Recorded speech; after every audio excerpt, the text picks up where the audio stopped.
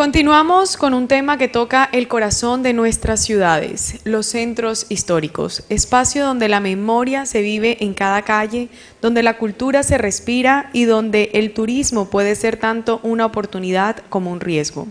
Hablar de la sostenibilidad turística y cultural de estos lugares es preguntarnos cómo conservar su esencia sin frenar su dinamismo, cómo atraer sin desbordar, cómo revitalizar sin desplazar.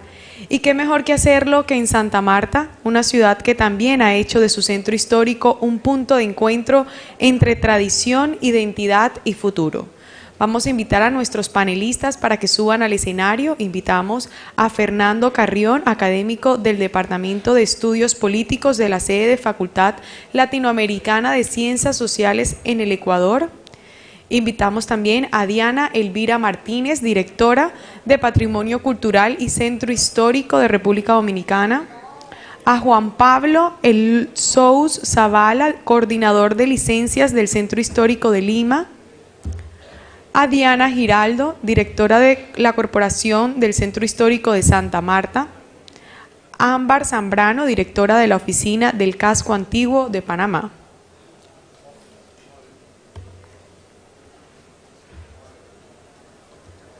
Este panel está titulado como La sostenibilidad turística y cultural de los centros históricos.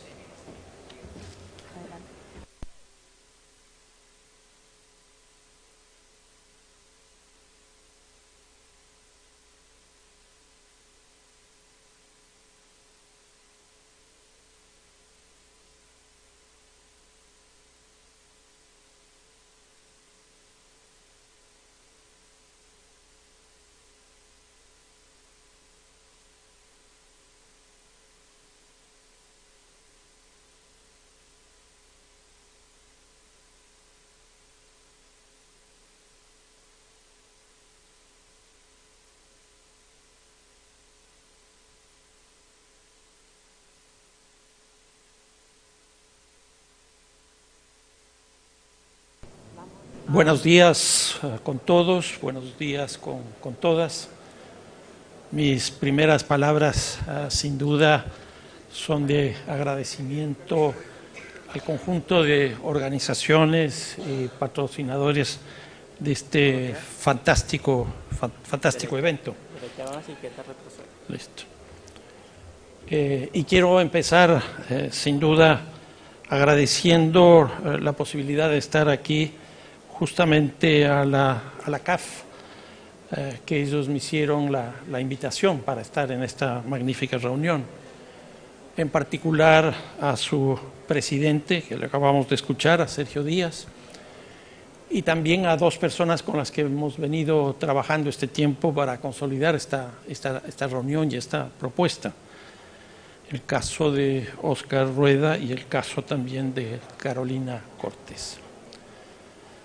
Lo que voy a poner a consideración de ustedes lleva el título que están mirando, el Centro Histórico como objeto del deseo, porque creo que desde hace algún tiempo los centros históricos se van convirtiendo ya en objeto de lo que queremos hacer, de lo que debe ser. Y eso me parece que es un cambio bastante importante. Para eso voy a desarrollar simplemente tres ideas. Uno, cómo se constituye el objeto centro histórico. El segundo, cuáles son los objetivos que tenemos frente a este espacio particular de una ciudad. Y en tercer lugar, qué es lo que se puede hacer en términos del turismo. Para ir en ese orden, el objeto. Creo que es importante tener en cuenta que todas las ciudades son históricas. No es que hay unas ciudades que son históricas y otras que no son históricas. Todas las ciudades son históricas y ese es un punto de partida muy importante. Si esto es así, todo lo que hay dentro de una ciudad también es histórico. Por ejemplo, el transporte, la vivienda, la energía y las centralidades de la ciudad. ¿Por qué? Porque las centralidades cambian permanentemente. Si esto es así, es decir, que las ciudades son históricas y todo lo que tienen en su interior también es histórico, todo lo que hay en una ciudad es patrimonio. Todo lo que hay en una ciudad es patrimonio. Por eso es fundamental como política tener en cuenta la necesidad de establecer una política de patrimonialización. Porque aquí hay una diferencia. Y no es que todos los objetos patrimoniales que hay en una ciudad tienen el mismo valor. Hay unos que tienen más valor que otros. Entonces, la patrimonialización no hace otra cosa más que diferenciar de la totalidad solo una parte. Y aquí aparece un tema principalísimo. Y es que en los centros históricos está concentrada la mayor cantidad del patrimonio por un lado y la mayor calidad del patrimonio por otro lado. Por eso es importante la patrimonialización. Ahora, un centro histórico se define por dos cosas. Uno, primero, es un centro, y un centro es una relación. Vean en el caso de la geometría. Es un punto que está en el espacio que equidista frente a los puntos que están en la circunferencia. ¿Cómo se construye ese lugar que tiene esa característica de centro? Con la definición de centralidad, que surge en segundo lugar por las funciones centrales que tiene esa centralidad. Y eso es fundamental. Entonces, las funciones centrales definen el centro y definen la centralidad. Para que las funciones centrales puedan cumplir con sus roles respectivos, se necesita que haya accesibilidad. Si no tenemos buen transporte, si no tenemos buenas tecnologías de la comunicación, como hoy día se demanda, difícilmente vamos a tener buenos centros. Los centros históricos necesitan magnífica centralidad. Y ese es un punto de partida fundamental. Ahora, centro, centralidad, por un lado. Y por otro lado, lo que significa las funciones centrales y la accesibilidad, eso da lugar a que tengamos un universo de centros históricos en América Latina reconocidos por la UNESCO como Patrimonio de la Humanidad, que son en el caso de América Latina 44, en el caso de España son 11 y en el caso de Portugal son 5. Este es el universo de los centros históricos definidos como Patrimonio de la Humanidad. Ahora, los centros históricos no son iguales. Anoche conversábamos justamente en el centro histórico de Santa Marta. Unos son los centros históricos, por ejemplo, del Caribe. Otros son los centros históricos de la zona andina por la altura. Otros los de la Amazonía. Otros los de España. Otros los de Portugal. Son distintos. Y eso es una cosa fundamental tener en cuenta. Y esta diversidad se expresa, por un lado, por el lugar donde está. En segundo lugar, por el tipo de ciudad. Un centro histórico en una capital es muy distinto, por ejemplo, el caso de Santa Marta. ¿Y por qué? Porque el centro histórico de una ciudad capital tiene la función administrativa pública como el elemento fundamental.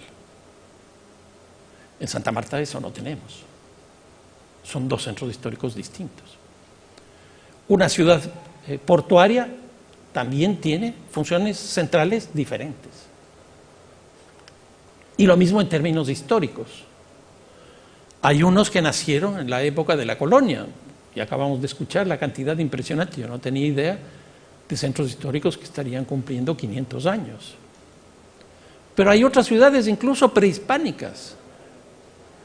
Y no solo eso, sino que, por ejemplo, a partir de la segunda posguerra empiezan a aparecer nuevas centralidades que también son históricas, pero que son distintas a las de la época de la colonia, o de esta época, las centralidades de la globalización.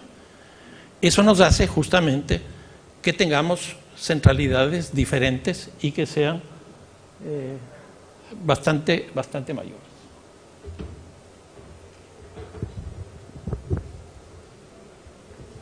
Pasa que me muevo. Bien, esa cantidad de centros históricos y esa diversidad de centros históricos. ¿Cuándo se constituyen en centros históricos?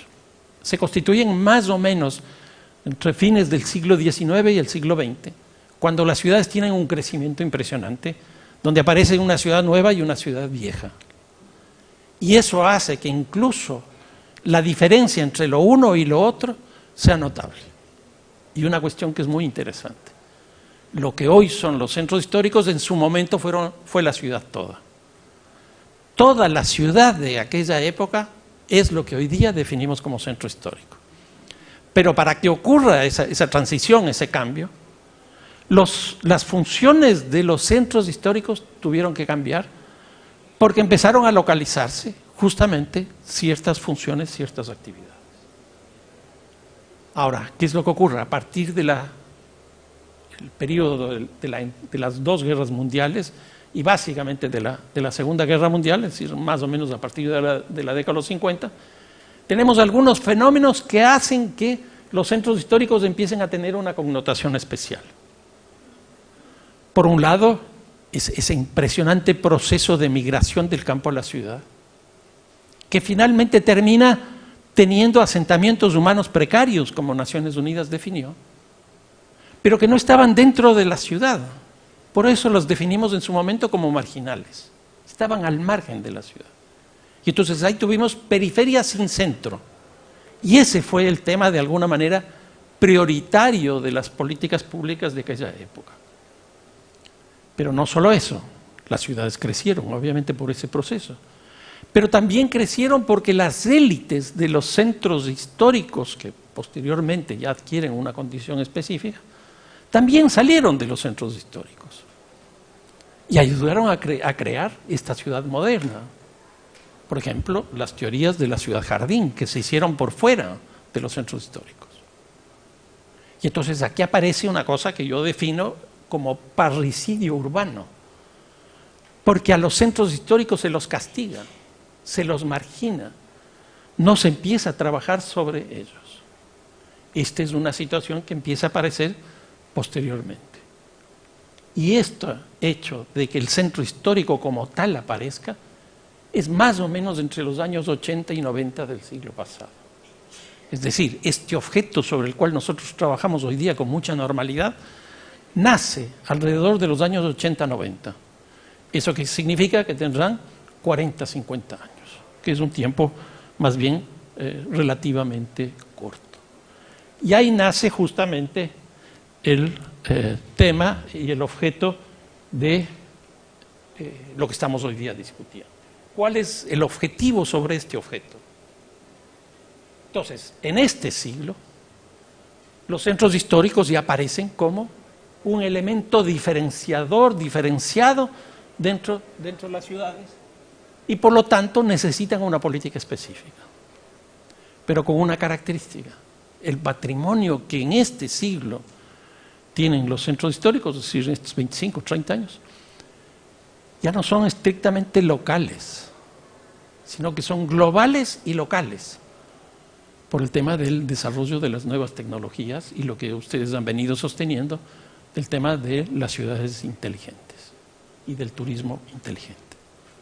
Entonces, hoy día es imprescindible incorporar la tecnología para entender lo que ocurre con los centros históricos. Y aquí, justamente en este siglo o fines del siglo pasado, empieza a aparecer ya el centro histórico como un objeto del deseo, sobre el cual ya empezamos a plantear políticas específicas con resultados que empiezan a aparecer también como elementos interesantes. Si el patrimonio es global y es local, ¿por qué no pensar en una política? Y aquí viene la cosa interesante de la CAF. ¿Por qué no pensar en una política de integración efectiva de los centros históricos?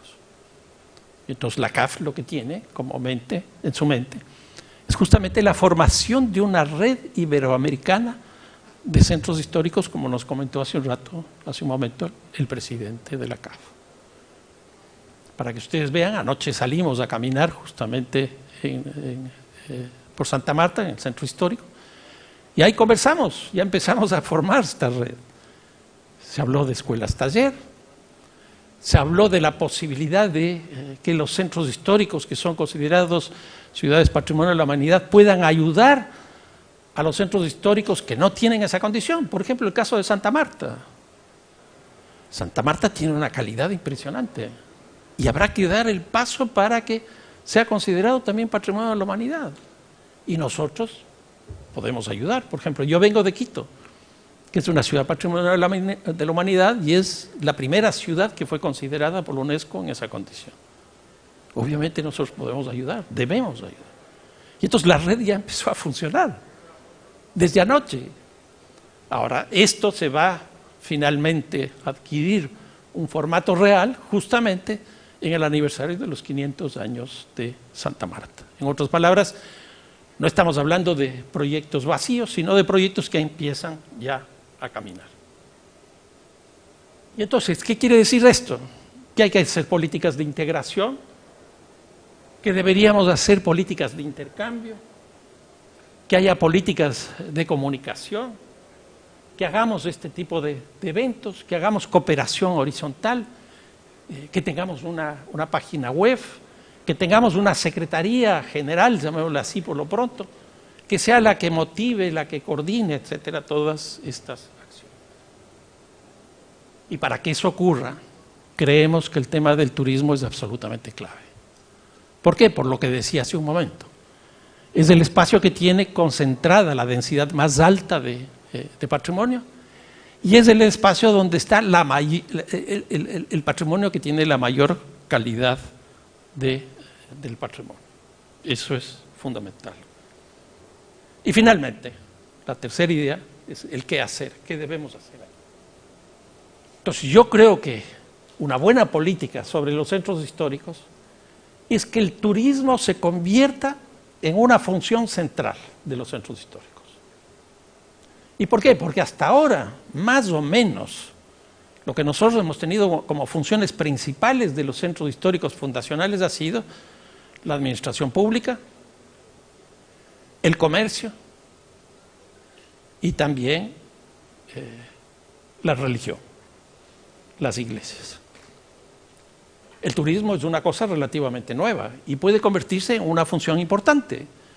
¿Qué significa esto? Que hay que construir hoteles, que hay que construir restaurantes, que hay que construir museos, que hay que construir centros culturales, es decir, una infinidad de actividades que muestren justamente que esta función central del turismo tiene posibilidades de localizarse en ese espacio. Ahora, para esto es fundamental la tecnología. ¿Y por qué? Porque todo centro es una cosa relativa, está en relación a algo. La relación que nosotros teníamos antes de este desarrollo de la revolución científica, tecnológica que estamos viviendo, eran periferias muy próximas a los centros históricos.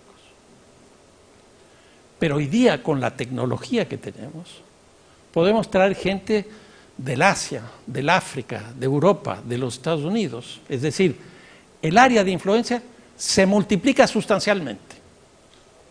Por ejemplo, cuando yo les digo Booking, ustedes saben perfectamente que con Booking yo compro pasajes, que con Booking yo contrato movilidad, transporte, del aeropuerto al hotel, por ejemplo, contrato hotel, etcétera, etcétera.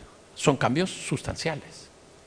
Y para que vean ustedes el cambio tan fuerte que implica la tecnología, que si antes lo que había es lo que se llamaba el efecto postal, que era que yo iba a tal centro histórico, a la entrada de la iglesia o a la entrada de tal monumento, se vendían las postales, y entonces yo llenaba en la parte de atrás, a mi novia, a mi mamá, a lo que sea, una notita diciendo estoy entrando a tal monumento.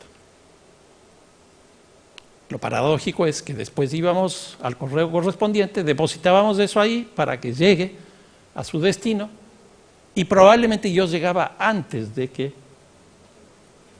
esta postal llegue a su destino, con lo cual mi novia probablemente ya me odiaba. Hoy día, ¿qué es lo que pasa? Uno podría, con García Márquez, decir que hay una crónica de un monumento anunciado. ¿Por qué? Porque yo entro a Google y googleo, como se llama ahora, el monumento y me explica toda la historia de ese monumento. Puedo ir incluso a un museo y recorrer el museo, ver los restaurantes que existen en cada uno de estos lugares y saber exactamente qué es lo que vende y cuánto cuesta. Ese es un cambio sustancial. Por eso tenemos que incorporar el tema de la tecnología, porque eso amplía los horizontes del turismo. Creo que estamos frente a una iniciativa muy interesante de la CAF y creo que no debemos dejar pasar esta oportunidad. Muchísimas gracias.